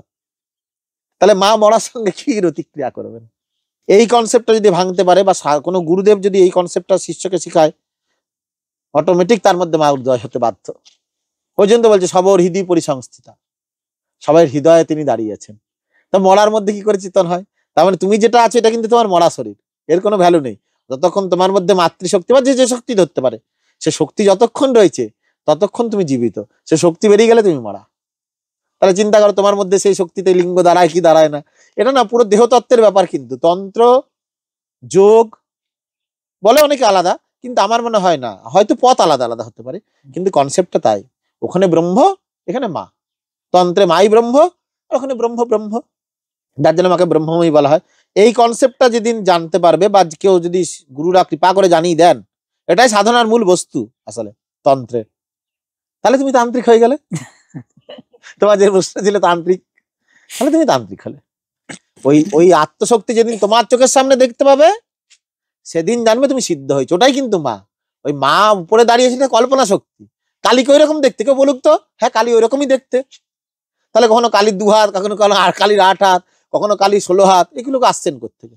যদি মা ওই একটা কনসেপ্টই আটকে আছে, তাহলে মা কি করে সবগুলো ওরকম ওরকম রূপ দেখাচ্ছে? অতএব সাধক যেমন সাধনা করবে, মা তার সামনে সেরকম রূপে দর্শন দেবে। সাধকের ভাব অনুসারে মা দর্শন দেবেন। তার জন্য বলা হয় না ভাবগ্রাহী জনার্দন। উনি দেহ দেখেন না, কিন্তু উনি ভেতরে বসে বসে ভাবটাকে আস্বাদন করেন, কারণ তিনি ভেতরেই তো বসে রয়েছেন। কিন্তু দ্রষ্টা, তিনিই দ্রষ্টা, তিনিই স্রষ্টা, তুমি তো মরা। ভালো করে চিন্তা করো। আর যদি আত্মশক্তিটা বেরিয়ে যায়, তুমি জীবিত, তোমার এই দেহটা তোমার, তাহলে তুমি কে আর তোমার আত্মাকে খুঁজো। এটাই হচ্ছে সাধনা সিদ্ধি। ওই আত্মা যেদিন বুঝতে পারবে, যেদিন তোমার সামনে তুমি এসে কথা বলবে, জানবে ওটা তোমার ওই দেহের উপরে মা দাঁড়িয়ে গেছে। এই জিনিসটা এত সোজা নয়। ওই আজ অভিষেক নিলাম, যে কালকে থেকে পরশু থেকে 2 বছর পর থেকে শিষ্য করে মার অভিষেক দিয়ে দিলাম। এর জন্য আমি বলি তো, এখন সত্যি গুরু পাওয়া মুশকিল, শিষ্য পাওয়া মুশকিল। হতে পারে কারো রাগ হতে পারে, কিন্তু এটা সম্ভব নয়। আমি যদি দর্শন না করি, আমি কাউকে দর্শন করাতে পারবো? সম্ভব নয়। আমি অবশ্য এদের মতনই শিষ্য করছি, আমি দেখাতে পারবো না। দীক্ষা নিতে আসছি, বাবা দিয়ে দাও মন্ত্র, জপ করে বসে বসে। কেন আমার ভাই পরম্পরা চালাতে লাগবে, স্পষ্ট কথা। এখন বল না পরম্পরা চালাবার জন্য দীক্ষা।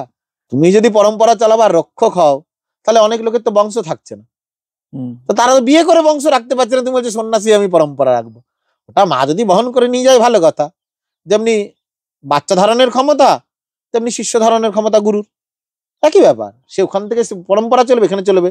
আর যার সে ক্ষমতা নেই, সেখানে ব্রেক হয়ে গেল, চলে গেল পরম্পরা। তুমি হচ্ছে তোমার পরম্পরা শেষ।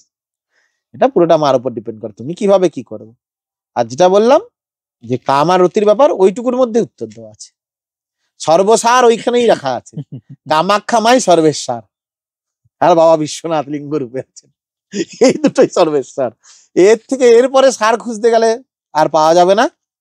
ওটাই শুরু, ওটাই শেষ। এবার তোমাকে ধরতে লাগবে, সেরকম গুরুর কাছে যাবে। সে যদি তোমাকে ওই জায়গাটা বুঝিয়ে দেন, তুমি সিদ্ধি লাভ করলে, তুমি ইষ্ট দর্শন হলো। আগুন না থাকলে কি সিদ্ধ হয় গো? আগুনের তাপ না থাকলে? আগুনের তাপও দরকার, সিদ্ধ হতে হবে। সিদ্ধ করতে গেলে তেজ দরকার, কামটাই তেজ। মাকে জ্যোতির রূপ বলছে, তেজ না থাকলে জ্যোতি হবে কোন দিক দিয়ে? আর জ্যোতি না হলে মা আসবেন কোথা দিয়ে? কামটা খারাপ না, আমরা কামটাকে বিকৃত করে ফেলেছি। তারপরে সমালোচনা করতে গেলে আত্মসমালোচনা করা হলো, আমরা লোকের সমালোচনা করি। এই কৃষ্ণ কালী মা এই করলো, এই মা জ্যান্ত হয়ে আছে কেন, ওকে মানে আমার ইচ্ছার চোখে কেন জ্যান্ত কালী বলবে? আমি এরকমও দেখেছি, মুখে বড় বড় ডায়লগ দিচ্ছে, আমি বিচার করি না, এই করি না, অথচ সেই অ্যাড দিচ্ছে, সেই আমাকে বলছে হে জীবন্ত কালী, অথচ সেই বলছে এগুলোর দরকার নেই, আত্মসমালোচনা করো, সেই কিন্তু জীবন্ত কালীর কাছে দৌড়চ্ছে।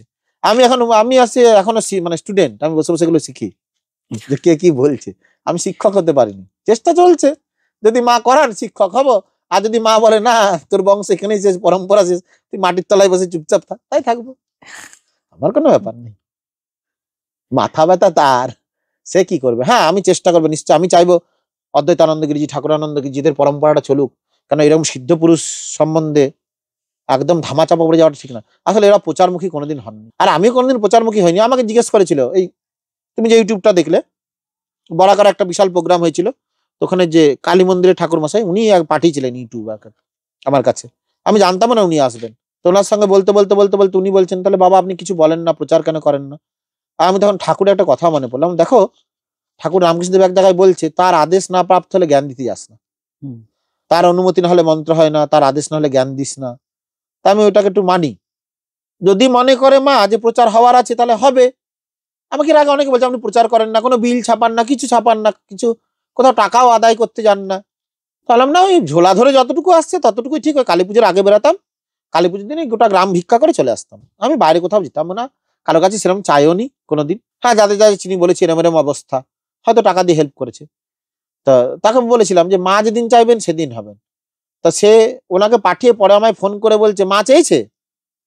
বললাম হ্যাঁ, অগত্যা মধুসূদন সবার মধ্যে যদি আমি বলি তিনিই রয়েছেন, তাহলে তোমার মধ্যে তুমি বলেছো, তার মানে মা বলেছেন, মা করেইছে, হচ্ছে। সে আসার পরে কিন্তু তুমি এসছো, তারা কিন্তু রাস্তা খোলেনি, কেউ আসেনি, তার মানে মা খুলেছে, এসছে। আমার কাছে কষ্ট কথা। ওই জন্য নিজের ঢাক নিজে পিটালে সে সাধক নয়। আর আমি ঢাক পিটাবো কি, আমার পিটাবার জায়গাটাই নাই। আমি চেষ্টা করছি, দেখা যাক মা কি করেন। গুরুগণ কৃপা করলে, মা যদি কৃপা করে তা হবে, আর যদি না করে, বলে না এই দেহে হবে না, তুই উপরে আয়, আবার ভোগ করতে নিচে নামবি, তাই হবে। যা খুশি সে যা করবে, খেলনা আমি তার, সে যেভাবে খেলাবে সেভাবে খেলতে হবে জগতে। আমার মালিক কি আমি? কোনোদিনই না। তাহলে আমি দেহ ছেড়ে গিয়ে যদি চলে যায়, তখন এটাকে কি ব্রহ্মানন্দগিরি ওঠে, ব্রহ্মানন্দগিরি বললে উঠলে কি এটা উঠবে? যে অরিজিনাল ব্রহ্মানন্দগিরি সে বেরিয়ে চলে গেছে, তাকে ডেকে আনতে হয় বাপু। এই দেহটা ব্রহ্মানন্দগিরি নয়, এটা খালি যে আবরণ। ওই তুমি যেমনি শার্ট পরে আছো, ভেতরে তোমার দেহ সেটাই একই বস্তু, এটা আবরণ, এটা ব্রহ্মানন্দগিরি নয়। যিনি ভেতরে বসে আছেন তিনি সব, তিনি ব্রহ্মানন্দগিরি। তা আমি কি করে বলবো বলো? আমি দেখে ফেলেছি, আমি এটার মালিক, আমি ওটার মালিক। হয়তো আমি বলে ফেললাম আমার নিজের দাম বাড়াবার, কিন্তু আমি ভেতরে তো জানে যে চোর যে কতটা চুরি করে এসছে। আমি যতটা নিজের সম্বন্ধে খুলবো ততটাই না জানতে পারবে। আমি যদি কোথাও থেকে চেপে যাই, তুমি আমার সম্বন্ধে জানতে পারবে না। অতএব চোর জানে কিন্তু কোথায় কোথায় চুরি করেছি। চোর তো বলছে একটা জায়গায় চুরি করেছি, অতএব তার জায়গায় 4 জায়গায় চুরি করে এসছে, চোর কেউ এক জায়গায় গিয়ে ধরা পড়ে গেছে। সে কেউ 4টে জায়গা বলবে? তুমি সাধক, তুমি যতই বলো। যাই হোক, বললাম তো আমি এখন স্টুডেন্ট, কেউ যদি কিছু শেখায় এখনো শিখবো, ইচ্ছা আছে। এই সংসারে থেকে অনেক রকমের সমস্যার সম্মুখীন হয়ে মানুষজন আপনার কাছে আসে। কেউ সাংসারিক অসুবিধে পড়ে আসে, কেউ নানা রকম বিষয় নিয়ে আসে। মাঝে মাঝে ভূতে ধরে এই ধরনের শব্দও শোনা যায়। এই ভূতে ধরার ব্যাপারটা কি? শোনো বাবু, ভূতে কাউকে ধরে না, ভূত ধরা এত সোজা নয়। ভূত যে শুদ্ধ সুচিতা থাকে তার কাছে আসে, ভূত ধরা সোজা নয়। মল্লাল গিরিজি এক জায়গায় বলতেন, এই জানিস ভূত আর ভগবান চুল মাত্র ভেদ, ভূত আর ভগবান চুল মাত্র ভেদ। এ কথার মধ্যে কিন্তু দুটো অর্থ আছে, ঠিক আছে? ভূত ধরে না, ধরে হচ্ছে নিম্ন স্তরের আত্মারা। আচ্ছা, ভূত সবাইকে, যেমনি ভগবান সবাই পায় না, ভূতও কিন্তু সবাইকে ধরে। ভূত বুঝে সুঝেই ধরে, কিন্তু হ্যাঁ নিচস্থ যে আত্মারা আছে তারা ধরে। আমরা বলি ভূতে পেয়েছে, কিন্তু ভূতে পাওয়া জিনিসটা বলাটা ভুল। ভূত ভূতে পাওয়াটা ভাগ্যের ব্যাপার আমি মনে করি। তাই? হ্যাঁ, আমি অনেককে দেখেছি ভূত আছে, তাদের ঘরে কোনো কিছুর অভাব নেই, দিব্য সুখে শান্তিতে আছে, কিন্তু কই আর লোকেরা তাহলে মানে কাঁদছে আমরা কেন? বুঝবো কিভাবে যে ওকে ভূতে ধরেছে? কিন্তু আমরা তো বলি সচরাচর যে ভূতে পেয়েছে। ওটা তো চলতি ভাষা চলে আসছে, ভূতে পেয়েছে। আদৌ কি ব্রহ্ম রাক্ষস ধরেছে, না যক্ষ রাক্ষস ধরেছে, না প্রেত ধরেছে, না পেতনি ধরেছে, না শাকচুন্নি ধরেছে, এটা বোঝার রাস্তা আলাদা। আমরা বলি তুই ভূত, ভূত এত সোজা না। ভূতে ধরলে সে রাজা, আমি মনে করি সে রাজা, সে যা চাইবে ভূত তাই দেবে। তাই? সে যদি ভগবান চায়, ভূত ভগবানকেও নামিয়ে দেবে। এ হচ্ছে ভূত। ভূত এত সোজা নয়, অতৃপ্ত আত্মা ধরাটা সোজা জিনিস। আচ্ছা, কি করবে এখন? বলবে যে ব্রহ্ম রাক্ষস পেয়েছি, পেতনি পেয়েছে বলে ভূতে ধরেছে, সেটা তো আত্মার ব্যাপার। সেটা হয় কিভাবে ব্যাপারটা? দেখো, আমি সাধকদের মুখে শুনেছি ভূত ধরা দুটো রাস্তা আছে, আর একটা শরীরে দুটোর বেশি ভূত থাকতে পারে না। অনেকে বলে হে তোর ভেতর 8টা জিন ঢুকেছে, কোনোদিন 8টা জিন ঢুকতে পারবে না। দুটো হতে পারে, তোমার ভেতরে থাকতে পারে। এটা আমি অবধ বিহারী দাস কাঠিয়া বাবা আছেন, কাঠিয়া পরম্পরা, তার সঙ্গে রাতের বেলা অনেক তন্ত্রের গুহ্য জিনিস নিয়ে আলোচনা হতো। তখন বলেছিলাম বাবা এই ভূতে ধরা, তুমি যেমনি প্রশ্ন করলে, তখন সবে মাধ্যমিক দিয়ে বেরিয়ে ব্রহ্মচারী হয়েছি, তার জন্য কাঠিয়া পরম্পরা অনেকে ব্রহ্মচারী বলে এখনো আমাকে সন্ন্যাস নিলেও ডাকে। দিয়ে আমি বলতে গেলাম, বলছি দেখো একটা দেহে দুটো ভূত থাকতে পারে, তুমি যদি ভূতই ধরে বলছো, কিন্তু ওটা আত্মা, যাই হোক, একটা হচ্ছে পেচ্ছাবের দ্বার, একটা হচ্ছে পায়খানার দ্বার, এই দুটো দ্বার দিয়ে কিন্তু ভূত প্রবেশ করে, অন্য কোনো দিক দিয়ে ভূত প্রবেশ করতে পারবে না। এর জন্য বলা হয় যে পেচ্ছাপ করে জল দিয়ে ধোবে, যেখানে সেখানে পেচ্ছাপ করবে না, পেচ্ছাপ করার আগে থুতু ফেলে নেবে। আচ্ছা, ঠিক আছে, এই থুতুটা যেটা বিষ্ঠা বলা হয়, এটা তন্ত্রে একটা অনেক রকমের একটা সব সাধনার ব্যাপারে আছে, যার জন্য থুতুটার কিন্তু অনেক দাম, অনেকে জানে না। থুতু ফেলে তারপরে পেচ্ছাপ, যেখানেই পেচ্ছাপ করে থুতু ফেলে নেবে। লিঙ্গে জল না, এই জন্য বলেছে লিঙ্গ আর গুজ্জের দ্বার পেচ্ছাপ করেই ধুতে হয়, হাত পা লিঙ্গের দ্বার গুজ্জের দ্বার। তাই এই দুটো হচ্ছে জায়গা, এই দুটো জায়গা দিয়ে ধরো তুমি রাস্তা দিয়ে যাচ্ছ, সেখান থেকে প্রেতাত্মা পার হচ্ছে, তোমার সঙ্গে ধাক্কা লাগলো কোনো কারণে, যে পেট ঢুকে গেল। আরেকটা হতে পারে অনেক কবরস্থানে যেখানে ঘুরে বেড়ায়, হয়তো জানো না কোনো গাছের মধ্যে রয়েছে, তুমি কোনো রকম গাছের তলায় নেশা করে বসেছো, বা নেশা ছাড়া বসেছো, বা পেচ্ছাপ করে দিলে, ওইটাই কিন্তু রাস্তা, ওই পথ দিয়ে সে ঢুকবে। আচ্ছা। তা ভূত আর ওই প্রেত তফাৎ আছে, আর ওরম ভূতে কেউ ধরে না। আর কোনো প্রশ্ন? ওই যে গাছটা, ওই গাছটা আমাকে বললাম যে ওইরকম আমি আর কি, সব আছে অথচ নেড়া, ওখানে প্রমাণ পাওয়া যাবে, কিছু নেই। না ওই কোনটা গাছটার মধ্যে, গাছের ডাল কটা দেখো তো, 7টা ডাল আছে কিনা। যদি না যদি পাও, তাহলে তোমার এখানে আসা তাহলে বৃথা হবে। আপনি যে বলছিলেন এই গাছটা কাটার কথা, মানে এই গাছটা কাটার কথা কি বলেছিলেন, যেটা সামনে দিয়ে গেলে পরে অনেকে আত্মহত্যা করেছিল, সুইসাইড করেছিল, তারপর গাছটা আপনারা কেটে দিয়েছিলেন? না না, ওটা আমার বাউন্ডারি বাইরে রেল লাইনের ওখানে একটা খেজুর গাছ আছে, ওইখানে ছিল শিমুল গাছ, আচ্ছা, আমি কেটে দিইনি। এখানকার লোক বলে তুমি মেরে দিয়েছো, ওটা কি আমি হয়েছিল? মারিনি, এ মারার মালিক আমি। একটা আত্মা কষ্ট পাবে, করেছি হয়তো কিছু। যেমনি তার মধ্যে আমি একটা কথা বলি, মার যখন পঞ্চমকারের ভোগ হতো, তখন হয়তো ওই প্রসাদটা আমি গাছতলায় নামিয়ে দিতাম, দিয়ে বলতাম যে আছো প্রসাদ পাক, মানে প্রসাদটা পাও। এরকম করে অনেকদিন দেওয়ার পরে, যেমনি এখানে 4 পুরুষ লোক বলতে পারবো, ওর মধ্যে কোনো ফুল ফল হতো না। ওটা দেওয়ার পরে যে বছরও মারা যাবে, তার 3 বছর ধরে ফুল হলো ফল হলো, তার দুটো ছাপ আনা দিচ্ছে, এই একটা দাঁড়িয়ে আছে ছা এদিকে ওরই, আর একটা আমার ওই বাউন্ডারি ওই কোনায় আছে, পঞ্চবটির দিকে দেখবো একটা গাছ আছে, আর রেল লাইনের সোজাসুজিও একটা দিয়েছিল, ওটা মানে কেটে দিয়েছে। এই দুটো গাছ হয়েছে, ও চলে গেছে, ও মারা গেছে। আচ্ছা, ওই ভোগ দিতে দিতে দিতে দিতে, এই জন্য অনেকে আমার গ্রামের অনেকে বলে তুমি তাহলে গাছটাকে শেষ করেছো, তুমি গাছটা শেষ করেছো। আচ্ছা, এই যে ভূত প্রেত ঢোকে, তাদের কোনো মনের ইচ্ছে রয়ে যায়, অতৃপ্ত কিছু অতৃপ্ততার জন্যই তো ঘোরে। মৃত্যুকালে যদি কোনো অতৃপ্ত বাসনা থাকে, মারা গেল, ধরলো, আবার কি। আর বিশেষ করে অতৃপ্ত হলেও হয় না, সেটা সুইসাইড কেস হতে হয়, সুইসাইড কেস, বা ধরো এই সাপে কামড়ালো, যেগুলো আর কি ওইভাবে অ্যাক্সিডেন্ট বা অ্যাক্সিডেন্ট অবঘাতে মৃত্যু, এরাই বেশিরভাগ থাকে। অতৃপ্ততা হলে তো আবার নেক্সট যখন জন্ম নেবে সেটা ভগবান আবার দিয়েই দেবেন। ঠাকুর রামকৃষ্ণ এক জায়গায় বলছে না, রসগোল্লা খাওয়ার বাসনা যদি নিমরিস, ওই সামনে জন্ম রসগোল্লা খাবি, আবার আসতে হবে রসগোল্লা খাওয়ার জন্য। এই অতৃপ্ততা আলাদা জিনিস, আর তুমি যে অতৃপ্ত আত্মা বলছো সেটা আলাদা জিনিস। তো এই যে শরীরে যখন ভূত ঢোকে, বা আপনি যেরকম বললেন যে দুজন জিন মানে দুজন সর্বোচ্চ ঢুকতে পারে, তো ওরা অ্যাকচুয়ালি ঢুকে চায়টা কি, শরীরে ঢোকেই বা কেন? হয়তো কেউ চালান করে তার জন্য ঢোকে, আর নাহলে তুমি তার রাস্তা দিয়ে গেছো বা কোনো কাজে ব্যাঘাত ঘটেছে, সে ঢুকিয়ে বা নিজের কাজ নিজে করছে শরীরটাতে, অতৃপ্ত বস্তু। দেখবে না অনেকে বলে হ্যাঁ ঠিক আছে ওখানে একটা পাঠা দিয়ে আসবে, আমি চলে যাবো, হ্যাঁ বলে তো, হ্যাঁ, তাহলে ওর বাসনা ছিল পাঠাটা খাওয়ার। কেউ কিছু বলে এই অমুক জিনিস দিয়ে আসবে, আমি বেরিয়ে যাবো। হ্যাঁ, ওই বলে না খেয়ে দিয়ে এই গাছটা ডাল ভেঙে যাবি, তাহলে বুঝবো তুই মারা গেছিস, এই মারা গেছিস বলছি, তোর চলে মুক্তি হয়ে গেছে, তুই শরীর থেকে বেরিয়ে গেছিস। এগুলো কেন বলে? তার বাসনা, তার বাসনাটা এইভাবে পূর্ণ করে। অনেকে আছে কাম বাসনা এত, যে শরীরের ভেতরে গিয়ে কোনো নারীর সঙ্গে তার স্বামীকেই আলাদা করে দেয়, সেও আমি দেখেছি। সে তার স্ত্রীর সঙ্গে সম্ভোগ করছে, আবার কোনো পুরুষের শরীরের মধ্যে তার স্ত্রীকে সরিয়ে সে পুরুষ শরীরটা সম্ভোগ করছে, এই একটা বাসনা। এতক্ষণ আপনারা শুনছিলেন শ্রীমৎ স্বামী ব্রহ্মানন্দ গিরিজির সঙ্গে করা আমাদের এই পডকাস্ট।